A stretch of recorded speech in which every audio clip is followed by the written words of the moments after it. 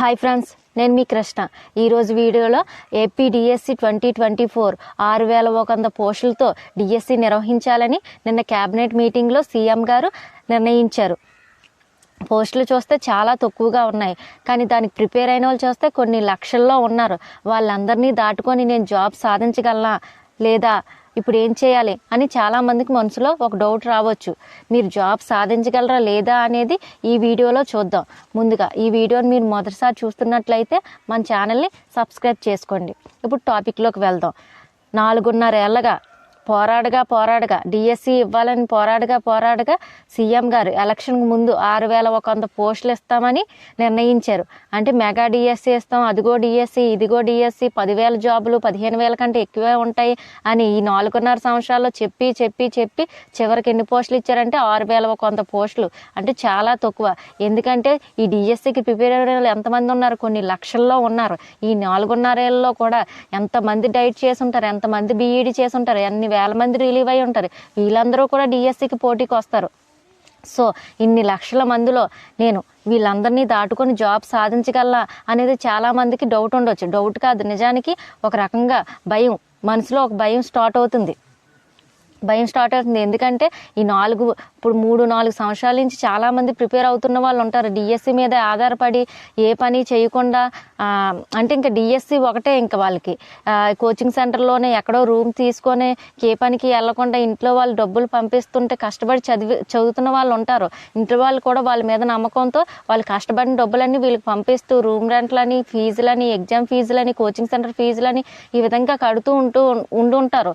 So వాళ్ళందరికీ ఎలా అనిపిస్తుంది, ఇప్పుడు తక్కువ పోస్టులు ఇచ్చారు, ఇంత కష్టపడి ప్రిపేర్ అయ్యాను, జాబ్ సాధించగలనా లేదా అనేది వాళ్ళకి ఒక రకంగా భయం వేస్తుంది.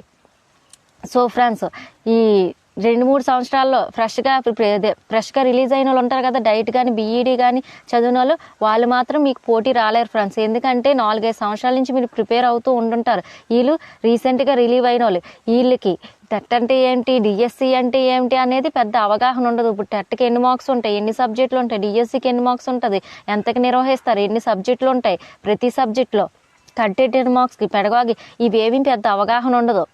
సో వాళ్ళు అనేది మీకు అసలు పోటీ రాలేరు. కానీ వాళ్ళలో కూడా కష్టపడి చదివిన వాళ్ళు ఉంటారు, వాళ్ళకి జాబ్ వచ్చే అవకాశం ఉంటుంది.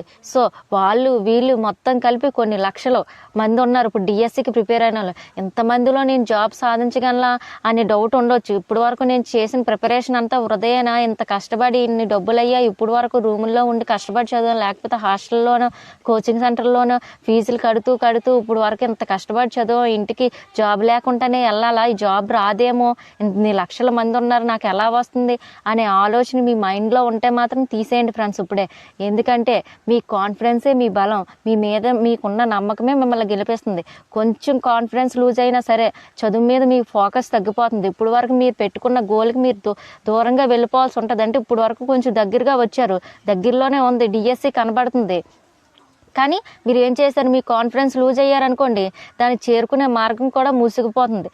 సో ఇప్పుడు 50,000 పోస్టులు ఉన్నాయి ఫ్రెండ్స్, ఎవరైనా సాధిస్తారు. కానీ తక్కువ పోస్టులు ఉండి, కాంపిటీషన్ ఎక్కువగా ఉండి, అందులోని దాటుకొని కష్టపడి జాబ్ సాధిస్తారు చూడు, వారికి ఈ సొసైటీలో ఎంత గౌరవం ఉంటుందంటే మీరే ఆలోచించండి. ఇప్పుడు తక్కువ పోస్టులు ఇచ్చాడు కదా, పోరాటం చేశారు కరెక్టే, ఇప్పుడు వరకు ఎక్కువ పోస్టులు ఇవ్వాలి, మెగా డిఎస్సి ఇవ్వాలి. ఎందుకంటే ఈ 5 ఏళ్లలో ఒకసారి కూడా డిఎస్సి అనేది ఇవ్వలేదు.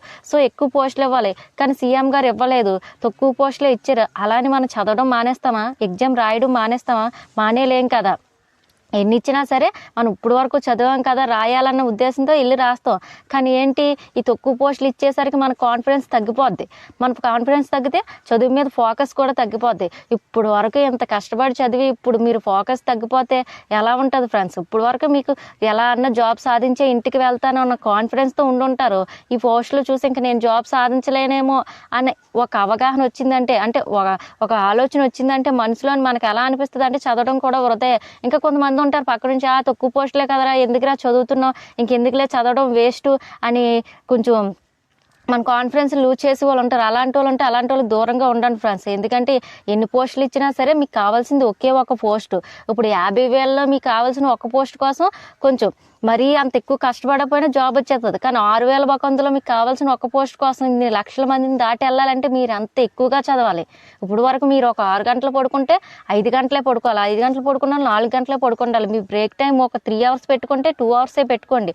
ఇలా ప్రతి విషయంలో కూడా టైంని సేవ్ చేస్తూ ఉండాలి. అప్పుడు టైం సేవ్ చేస్తూ ఉంటేనే మీరు ఆ టైంని స్టడీకి కేటాయించడానికి అవుతుంది. ఎందుకంటే ఇప్పుడు వరకు మీ ప్రిపరేషన్ 1% అంటే ఇప్పుడు 3%, అంటే ఇప్పుడు వరకు ఉన్న ప్రిపరేషన్కి ఒక 2-3 రెట్లు ఎక్కువగా మీరు చదువుకోవాలి.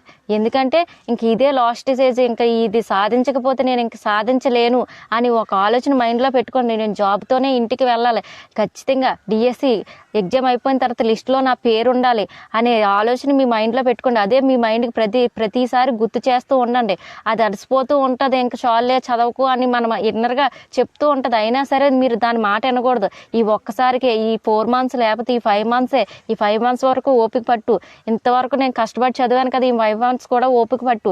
ఈ 5 months చదివితేనే నేను ఖచ్చితంగా జాబ్ సాధించగలనని మన మైండ్కి మనమే ఎక్కించుకుంటూ ఉండాలి. ఎలా అంటే చిన్న చిన్న ఇంజెక్షన్స్ ఎలా మెల్లిగా బాడీలోకి ఎక్కిస్తారు, అలా కూడా మన మైండ్కి మనం సర్ది చెప్పుకోవాలి.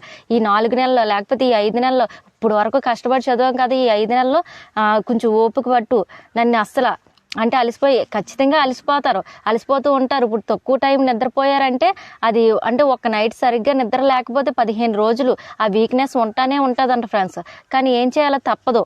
ఇలాంటి రోజుల్లో కొన్ని సిచ్యువేషన్స్ ఉంటాయి, అవి అప్పటికి చెయ్యకపోతే ఇంకా మనం ఆ టైంలో బతికించకపోతే ఇంకా ప్రాణం నిలవదు అన్నట్టు ఉంటుంది. అలాంటిది ఇన్ని సంవత్సరాల నుంచి కష్టపడి ఇప్పుడు చదవకపోతే ఇప్పుడు ఎలా ఉంటుంది ఫ్రెండ్స్? తక్కువ జాబులే ఇచ్చారు కదా అని మీ కాన్ఫిడెన్స్ లూజ్ అయిపోయి ఇంకా మీరు ఎంత ప్రయత్నించినా జాబులు పెంచలేదు అనుకోండి, అప్పుడు ఏం చేస్తారు? చదవాలి కదా. ఇంకా వాటి గురించి అనవసరమైన విషయాల గురించి ఆలోచిస్తూ టైం వేస్ట్ చేస్తూ ఉంటే ఇప్పుడు కూడా చదవకపోతే ఇప్పుడు వరకు కష్టపడిందంతా వృధా అయిపోద్ది. సో ఫ్రెండ్స్, ఎన్ని జాబులు ఇచ్చినా ఎంత తక్కువ ఉన్నా ఎక్కువ ఉన్నా మీకు కావాల్సింది ఒకే ఒక జాబ్ కాబట్టి ఆ జాబ్ కోసమే మీరు ప్రయత్నిస్తూ ఉండాలి. అంటే ఇప్పుడు వరకు ఎంత ప్రయత్నించారో అంతకంటే ఎక్కువగా ప్రయత్నించాలి. ఇప్పుడు ఒక సబ్జెక్టు ఎన్ని అవర్స్ చదువుతున్నారు? ఒక 5 hours చదువుతున్నారు అంటే 6 hours చదవాలి. ఇలా ప్రతిదీ కూడా పెంచుకుంటూ పోవాలంటే ఈ బ్రేక్ టైం కానీ లేకపోతే నిద్రపోవడానికి కానీ తక్కువ టైం కేటాయించుకోవాలి. ఈ విధంగా ప్రతిదీ కూడా మీకు మైండ్లో ఒకటే ఉండాలి, నేను జాబ్తోనే ఇంటికి వెళ్ళాలి, జాబ్ సాధించాలి, డిఎస్సి అయిపోయాక లిస్టులో నా పేరు ఉండాలి. ఈ విధంగా ఈ జాబ్ సాధించకపోతే ఇప్పుడు వరకు నేను చేసిందంతా వృధాయే అనుకొని మీ మైండ్కి మీరే ఇంజెక్ట్ చేసుకోవాలి మెల్లమెల్లగా. అంటే మనం ఆ విధంగా చేసినప్పుడు మన మైండ్ కూడా ఆ గోల్ రీచ్ అవ్వడానికే ప్రతిదీ ముందుకు తోస్తూ ఉంటుంది, ప్రోత్సహిస్తూ ఉంటుంది. ఒకవేళ మనమే కొన్నిసార్లు ఫోకస్ తగ్గినా సరే అది ఫోకస్ తగ్గనివ్వదు. ఈ విధంగా అంటే ఇప్పుడు వరకు కొన్ని ఉంటాయి, మీరు కొన్ని సబ్జెక్టులోని మైనస్ అంటే కొంచెం వీక్గా ఉండుంటారు, ఆ సబ్జెక్ట్ మీకు రాకపోయి ఉండొచ్చు. చాలామంది నాన్ మ్యాథ్స్లో లేకపోతే తెలుగు మీడియం స్టూడెంట్స్కి ఇంగ్లీష్ కానీ మ్యాథ్స్ కానీ కొంచెం కష్టంగా ఉండొచ్చు. అవన్నీ మీకున్న మైనస్లన్నీ మీరు ప్లస్ చేసుకోవాలి. ఎందుకంటే మీ గురించి మీకంటే బాగా ఇంకెవరికీ తెలీదు. మీ బలాలేంటి, మీ బలహీనతలు ఏంటి, మీరు మంచివారా చెడ్డవారా, మీ స్ట్రెంగ్త్ ఏంటి, మీ బలం ఏంటి, ఈ విధంగా మీకంటే బాగా ఇంకెవరికీ తెలీదు. సో వాటన్నిటిని మీ గురించి మీరు ఒక అవగాహన తెచ్చుకొని నేను ఎలానే చదవగలను, ఎలాగైనా సరే నేను ఈ జాబ్ కొట్టాలి, ఈ జాబ్ కొడితేనే నా జీవితం అని మీ మైండ్లో ఒక ఆలోచన పెట్టుకోండి. ఇలా మీరు మైనస్లు ఏ సబ్జెక్టులో మైనస్లు ఉన్నారు, ఇప్పుడు వరకు కంప్లీట్ చేయలేదు, ఏ సబ్జెక్టులు నోట్స్ ప్రిపేర్ చేసుకోవాలి, ఇలా ప్రతిదీ ఒక పేపర్ మీద రాసుకొని అన్కంప్లీట్గా ఉన్నాయన్నీ కంప్లీట్ చేసుకోండి. ఎందుకంటే ఇప్పటి నుంచి అయినా సరే మీరు ప్రాపర్గా టైం టేబుల్ వేసుకొని చదివితే ఖచ్చితంగా జాబ్ సాధించగలరు. ఎందుకంటే మీకు తెలుసు కదా, చాలా లక్షల మంది ఉన్నారు. ఇప్పుడు ఈ డిఎస్సి 6,100 జాబులకే అన్ని లక్షల మంది ఉన్నారు. అన్ని లక్షల మందిలో మనకు ఒక్కరికి ఒక్క జాబ్ కావాలంటే ఎంత కష్టపడాలి. సో అంత కష్టపడాలంటే ప్రాపర్గా మన మీద మనకు ఒక అవగాహన ఉండాలి. మనం ఎంత టైం పడుకోవాలి, ఎంత టైం చదవాలి, ఎంత టైం ఏ సబ్జెక్ట్ చదవాలి, ఎంత టైం తినాలి, ఎంత టైం బ్రేక్ తీసుకోవాలి. ఈ విధంగా ప్రతిదీ కూడా ఒక టైం టేబుల్ రాసుకోండి ఫ్రెండ్స్. అలా టైం టేబుల్ రాసుకొని ఈ రోజు నుంచి అయినా సరే మీరు ప్రాపర్గా ప్రిపేర్ అవుతే, అది కాక మీరు ఎలా అంటే ఆ మైనస్ చేసుకున్న సబ్జెక్ట్ కూడా ప్లస్ చేసుకోవాలి. మీ పక్కన ఈ మ్యాథ్స్ కొంచెం బాగా తెలిసిన ఉంటే మీకు మ్యాథ్స్ రాకపోతే వాళ్ళు అడిగి తెలుసుకోండి. ఎందుకంటే ఇప్పుడు నోటిఫికేషన్ ఇచ్చేసారు కాబట్టి చెప్పడానికి కూడా చాలామంది ఇష్టపడరు. ఎందుకంటే వాళ్ళు చదువుకోవడానికి వాళ్ళకి టైం ఉండదు. సో వాళ్ళకి ఖాళీగా ఉన్న టైంలోనన్నా సరే అడిగి తెలుసుకోండి. అంతే తప్ప ఇది రాలేదు కదా వదిలేద్దాం అని అనుకుంటే వదిలేకూడదు. డిఎస్సికి కానీ టెట్ కానీ ఏదైనా సరే ప్రతిది ఏ జాబ్కైనా సరే ప్రతి సబ్జెక్టు ఇంపార్టెంట్, ప్రతి బిట్టు ఇంపార్టెంట్, ఏది కూడా వదిలేయడానికి లేదు. ఏ సబ్జెక్ట్ అయినా సరే మన రాని సబ్జెక్ట్ అయితే ఒకళ్ళు అడిగి తెలుసుకొని ఆ సబ్జెక్ట్ మీద మనకి ఒక అవగాహన రావాలి. అంటే ప్రతిది ఇప్పుడు తెలుగు ముందుకెళ్తుంది కానీ ఇంగ్లీష్ వెళ్ళట్లేదు, ఎందుకంటే ఇంగ్లీష్ మనం తెలుగు మీడియం కదా, ఇంగ్లీష్ ఎందుకు చదవలేకపోతున్నాం అంటే ఆ ఇంగ్లీష్ మీద మీరు ఎక్కువ తెలుగులో కొంచెం టైం తగ్గించి, ఎందుకంటే తెలుగు మీరు ఒక 3 గంటలు చదివినా వచ్చేస్తుంది. ఆ మిగతా టైంని 4 అవర్స్ కేటాయించుకున్నారు అనుకోండి, తెలుగుకి 3 అవర్స్లో చదివేశారు. ఆ 1 అవర్ని ఏం చేస్తారు, ఈ డిఫికల్ట్గా ఉన్న సబ్జెక్ట్ లేకపోతే వెనక్కున్న సబ్జెక్టు ఇప్పుడు లేకపోతే ఈ సైన్స్ ఉంది, సైన్స్లో ఫిజిక్స్ ఉంటుంది, కెమిస్ట్రీ ఉంటుంది, బయాలజీ ఉంటుంది, 3 సబ్జెక్టులు కలిపి ఉంటుంది. అలాంటి సబ్జెక్టుకో ఏదైతే మీరు బ్యాక్ ఉన్నారో అలాంటి సబ్జెక్ట్ చూసుకొని ఆ టైంకి ఆ సబ్జెక్ట్కి కేటాయించుకోవాలి. ఈ టైము ఇలా కేటాయించుకుంటే అన్ని సబ్జెక్టులు ముందుకెళ్తాయి. ప్రతిదీ ముందుకెళ్ళినప్పుడే మనం ఎగ్జామ్ రాసినప్పుడు ఇప్పుడు ప్రాక్టీస్ చేస్తాం కదా టెస్ట్లో, అందులో అన్నిటికీ కూడా మార్క్స్ రావాలి, సమానంగా రావాలి. అంటే ప్రతిదీ కూడా ఎక్కువ మార్క్స్ రావాలి. ప్రతి సబ్జెక్టులో కూడా 100%కి ఒక 80% దాటి రావాలి. మనం ప్రాక్టీస్ చేసినప్పుడు అంత ఎక్కువగా వస్తేనే ఎగ్జామ్లో కూడా మనం ప్రతిదీ ఎట్టడానికి ఉంటుంది. అంటే ఇప్పుడు కష్టమైన పేపర్లో రాయాలి, ఈజీ పేపర్లు రాయాలి, యావరేజ్గా ఉన్న పేపర్లు రాయాలి. ఇంకా ప్రతిదీ అది ఇండైరెక్ట్గా ఇచ్చినా డైరెక్ట్గా ఇచ్చినా ఎలా ఇచ్చినా సరే ఆ టాపిక్ నుంచి ఒక్క బిట్ కూడా మిస్ అవ్వను అనే విధంగా మీరు తయారు చేసుకోవాలి. ప్రతి సబ్జెక్ట్ ప్రతి టాపిక్ కూడా మీరు టాపిక్ చదివినప్పుడు ఇంత ఎక్కువ పేజీలు ఉండొచ్చు, ఇంత ఎక్కువ నోట్స్ ఉండొచ్చు, నోట్స్ కానీ మెటీరియల్ కానీ టెక్స్ట్ బుక్ కానీ ఈ 3 కలిపి ఒక 2-3 పేపర్స్లో టాపిక్ని బట్టి మొత్తం మీకు అర్థమయ్యే భాషలో చిన్న చిన్న అక్షరాలతో కోడ్స్తో రాసేసుకోవాలి. అంటే ఆ 3 పేపర్స్ లేకపోతే 2 పేపర్స్ లేకపోతే 1 పేపర్ అవని ఆ పేపర్లోంచి ఆ టాపిక్ నుంచి ఒక్క బిట్టు కూడా మిస్ అవ్వదు. అన్నీ కూడా ఏ రకంగా అడిగినా సరే ఆ పేపర్లో ఉండగలిగేలాగా మీరు స్మార్ట్ వర్క్ చేయాలి. ఎందుకంటే మీరు ఎంత కష్టపడినా సరే ఆ రోజుల్లో కష్టపడితే జాబులు వచ్చేసి, కానీ ఇప్పుడు అలా కాదు. ప్రతిదీ హార్డ్ వర్క్తో పాటు స్మార్ట్ వర్క్ కూడా చేయగలగాలి. అలా చేయగలిగితేనే మనకు జాబ్ వచ్చే అవకాశం ఉంటుంది. ఎందుకంటే కాంపిటీషన్ చూస్తే ఎక్కువగా ఉంది, జాబులు చూస్తే తక్కువగా ఉన్నది. అంటే వాళ్ళకంటే ఇప్పుడు అందరూ కష్టపడి చదువుతారు, వాళ్ళకన్నా మనకు జాబ్ రావాలని అనుకున్నప్పుడు వాళ్ళకన్నా అర్హతలు మనకి ఎక్కువ ఉండాలి. వాళ్ళకన్నా క్వాలిటీస్ అంటే మనం చదివే విధానం వాళ్ళకన్నా డిఫరెంట్గా ఉండాలి, వాళ్ళకంటే ఎక్కువ టైం కేటాయించాలి, వాళ్ళకంటే ఎక్కువ కష్టపడడానికి ట్రై చేయాలి. అలా ట్రై చేసినప్పుడే మీకు జాబ్ వచ్చే అవకాశం ఎక్కువగా ఉంటుంది. ఈ విధంగా ప్రతి సబ్జెక్ట్లో ఏది ప్లస్ ఏది మైనస్ అన్నీ కూడా ఓవరాల్గా ఒక ఇమేజ్ వచ్చేవాళ్ళ. ఇలా కళ్ళు మూసుకుని వెంటనే అన్ని సబ్జెక్టులు మీ కళ్ళ ముందుంది, ఈ సబ్జెక్ట్ నాకు ఎంతవరకు వచ్చింది, ఈ సబ్జెక్ట్ ఎంతవరకు వచ్చింది, ఈ సబ్జెక్ట్లో ఇన్ని మార్క్స్ వస్తాయి, ఈ సబ్జెక్ట్లో ఇన్ని మార్క్స్ రావు, లేకపోతే ఇంకా ఇది ఇన్కంప్లీట్గా ఉంది, ఇది పూర్తి చేయాలి. టెట్లో అయితే తక్కువ సబ్జెక్టులే ఉంటాయి ఫ్రెండ్స్, కానీ డిఎస్సిలో అలా కాదు, కొన్ని సబ్జెక్టులు యాడ్ అవుతాయి. ఇప్పుడు ఎస్జిటి ఉందంటే టెట్లో ఎన్ని ఉంటాయి, 5 సబ్జెక్టులు ఉంటాయి, కానీ డిఎస్సిలో ఎన్ని యాడ్ అవుతాయి, GK, current affairs, perspective education, ఒకవేళ టీఆర్టీ అయితే సైకాలజీ కూడా యాడ్ అవుతుంది. సోషల్ కూడా విడిపోద్ది, సైన్స్ సోషల్ వేరువేరుగా ఉంటుంది. ఈ విధంగా ఉంటుంది. అదే స్కూల్ అసిస్టెంట్ అయితే పూర్తిగా మారిపోద్ది. టెట్లో లాంగ్వేజ్లు ఉంటాయి, సైకాలజీ ఉంటుంది, వాళ్ళ సబ్జెక్ట్ ఉంటుంది.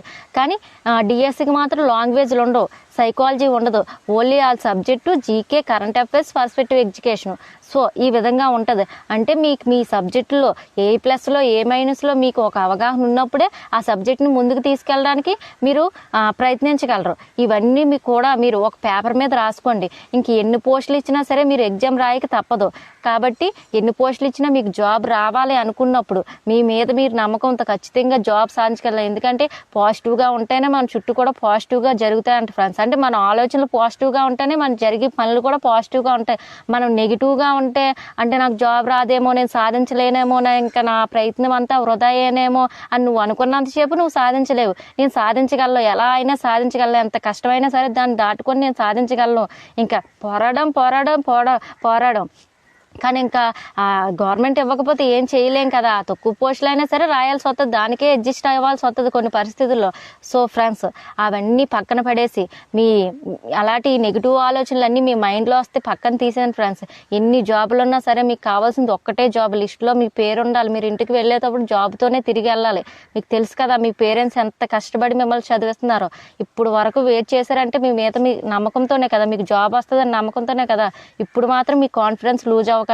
అది వాడు ఎన్ని జాబులు అంటే ఇవ్వని, కావాల్సింది ఒకే ఒక జాబ్ కాబట్టి మీరు ఆ జాబ్ కోసమే చాలా కష్టపడి ఇప్పుడు వరకు 1% కష్టపడితే ఇప్పుడు నుంచి ఒక 4-5% కష్టపడి, అంటే మీరు ప్రిపరేషన్కి ఒక 2-3 రెట్లన్నా పెంచాలి. చెప్పాను కదా, మీరు ఈ బ్రేక్ టైంలోని స్లీపింగ్ టైంలో ఇవన్నీ టైం అడ్జస్ట్ చేసుకొని, అంటే తక్కువ టైంలో పడుకోవడానికి, లేకపోతే తక్కువ టైంలో తినడానికి బ్రేక్ టైము, లేకపోతే ఇవన్నీ అడ్జస్ట్ చేసుకొని టైం సేవ్ చేసుకొని స్టడీకి కేటాయించండి. రోజులో 24 గంటలకి ఒక 18-19 అవర్స్ అనేది చదవగలగాలి. అలా చదివినప్పుడే మీరు జాబ్ కొట్టడానికి అవకాశం ఉంటుంది. హార్డ్ వర్క్తో పాటు స్మార్ట్ వర్క్ కూడా నేర్చుకోండి. మ్యాథ్స్ అనేది ఎక్కువ షార్ట్ కట్లు నేర్చుకోండి, ఎందుకంటే ఎగ్జామ్లో టైం ఇంపార్టెంట్ కదా. సో అలా షార్ట్ కట్లు నేర్చుకోండి. నాన్ మ్యాథ్స్ వాళ్ళు అయితే నేను చెప్పాను కదా ముందు వీడియోలో, మ్యాథ్స్ అనేది ఎలా ప్రిపేర్ అవ్వాలో అలా నేర్చుకోండి. అదే ఇంగ్లీష్ మీడియం, అదే తెలుగు మీడియం నుంచి వచ్చిన వాళ్ళు ఉంటారు కదా, వాళ్ళకి ఒక మంచి మెటీరియల్ తీసుకొని, ఆ మెటీరియల్లోని ఎలా అంటే ఒక మెటీరియల్ ఉంది ఫ్రెండ్స్, అదైతే మాత్రం మీరు తెలుగు మీడియం స్టూడెంట్స్ అయినా సరే, ఏబీసీలు రాలేని వాళ్ళకి కూడా అంత బాగా ఎక్స్ప్లెయిన్ చేస్తారు ప్రతిదీ కూడా. సో అలాంటి మెటీరియల్ మీరు తీసుకోండి. అలాంటి మెటీరియల్ ఎవరినైనా సజెస్ట్ చేయమని, లేకపోతే ఎవరినైనా సార్ని అడిగి అలాంటి మెటీరియల్ తీసుకోండి. నేను చెప్పే మెటీరియల్ అయితే S&S మెటీరియల్ ఫ్రెండ్స్, అదైతే చాలా బాగుంది. నేను చూశాను ఒకసారి, ఆ మెటీరియల్ అయితే చాలా బాగుంది కాబట్టి అది తీసుకోండి. ఇలా ప్రతి సబ్జెక్ట్లో మీకు మైనస్గా ఉన్న సబ్జెక్ట్ని ప్లస్ చేసుకోవడానికి ట్రై చేయండి. ప్రతి సబ్జెక్టు సమానంగా చదువుకోవాలి. ప్రతిదీ ఇంపార్టెంట్, ఏది కూడా వదిలేయడానికి లేదు. Main text books friends. ఇప్పటి నుంచి అయినా సరే మీ ప్రిపరేషన్ మార్చుకొని మీ నెగిటివ్ ఆలోచన తీసేసి పాజిటివ్గా ఉండండి ఫ్రెండ్స్. ఖచ్చితంగా మీరు జాబ్ సాధించగలరు. ఓకే ఫ్రెండ్స్, ఈ వీడియో కనుక మీకు నచ్చినట్లయితే లైక్ చేయండి, షేర్ చేయండి. ఇలాంటి మరిన్ని వీడియోస్ కోసం మన ఛానల్ని సబ్స్క్రైబ్ చేసుకోండి. Bye friends.